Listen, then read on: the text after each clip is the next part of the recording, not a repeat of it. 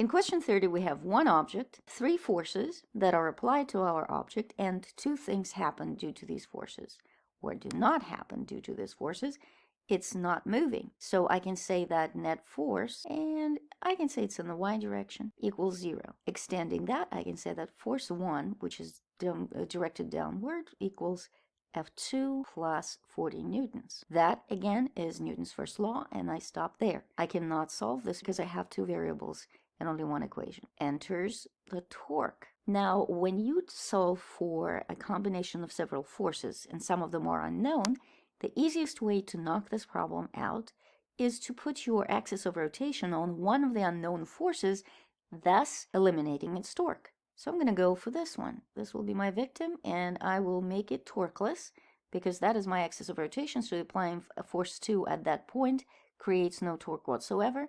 And then I can say that 40, which is the upward force creating the clockwise, because remember you check, hold your pencil with the fingers here, and your pencil is going to start toppling clockwise. 40 times the whole length is going to be 3 meters. That is the lever arm for 40. Should be equal to, because think about, this is my clockwise, and then if I hold my fingers here and apply force this way, this would be the counterclockwise.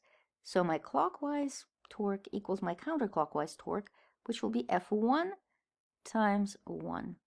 So therefore, F1 equals 120 newtons. Easy. My force 1 is 120, then my force 2 is going to be 120 minus 40, and it will equal 18 newtons. How wonderful. Now, what if I chose my axis of rotation over here? Would I have gotten something wrong? Nope. So if I do 2 apostrophe and my axis of rotation is here now, clockwise is still 40, but now its lever arm is only 2, and then my counterclockwise is force 2, and its distance is also 1. So here I get my F2 straight off the press, 80 newtons, F1 then 40 plus 80, and I get 120 newtons.